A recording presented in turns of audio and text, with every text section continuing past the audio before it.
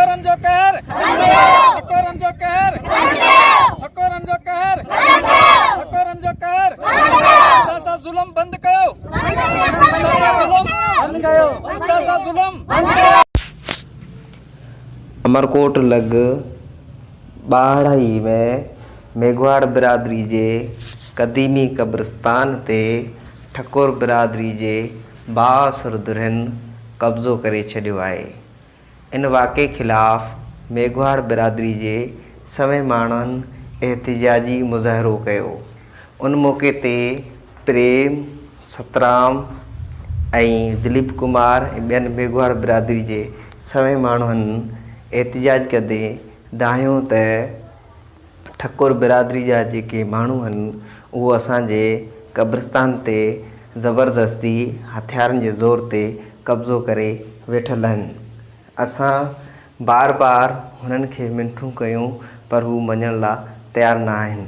हुननि मुतालबो कयो आहे त अमरकोट इंतिज़ामिया इन वाक़े जो नोटिस वठी मामले जी साफ़ शफ़ाफ़ इंक्वायरी करे असां सां इंसाफ़ कयो वञे।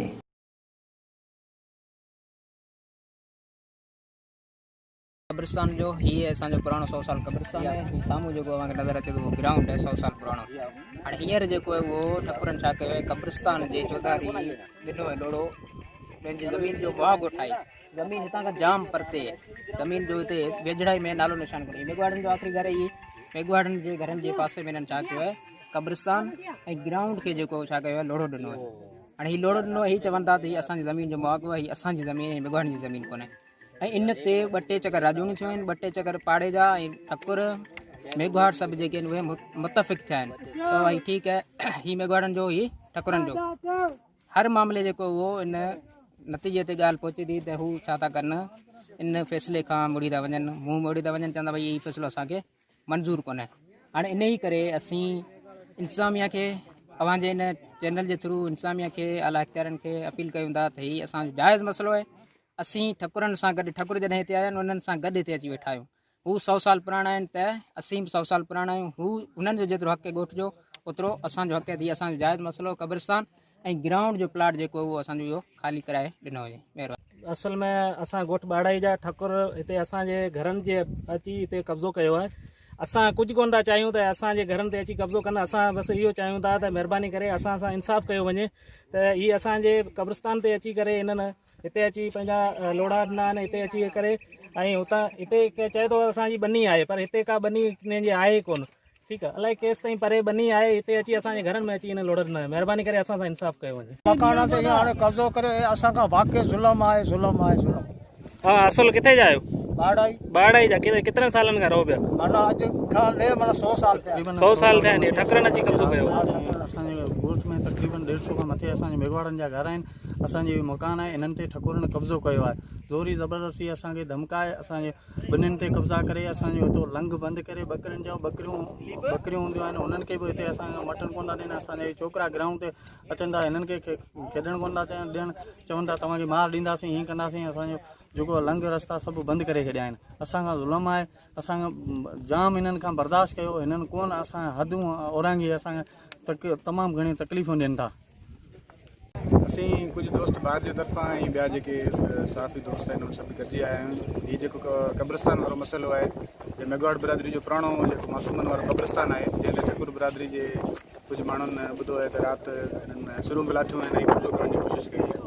ऐं हिते जा जेके रहवासी आहिनि उहे चवनि था त कब्रिस्तान 100 साल पुराणो आहे ऐं हिते जेको आहे हिननि जा साला ठकुरनि जा आहिनि पर वेझी को हिननि जी को मतिलबु वेझड़ाई में को हिननि जी प्रॉपर्टी कोन्हे ऐं हिननि जा घर बि जेको आहिनि उहे तमामु 2-3 किलोमीटर परे आहिनि। हाणे असां हिन मामले जो जेको आहे जाइज़ो वरितो आहे।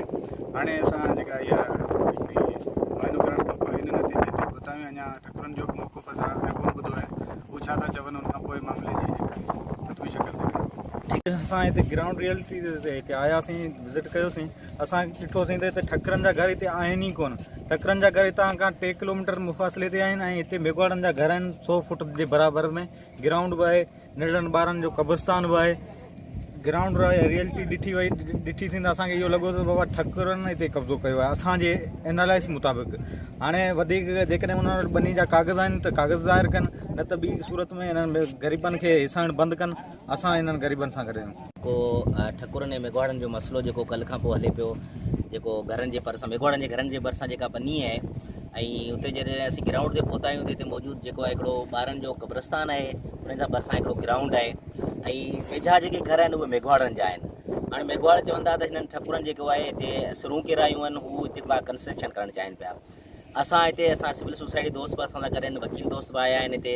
असां ॾिठो आहे हिन ग्राउंड खे त जेको वेझो हक़ु थिए थो या घरनि जे जेको पाड़े जो जेको हिकिड़ो लिहाज़ हूंदो आहे, त इहा जेको हिन जो पहिरियों हक़ु मेघवाड़नि जो आहे।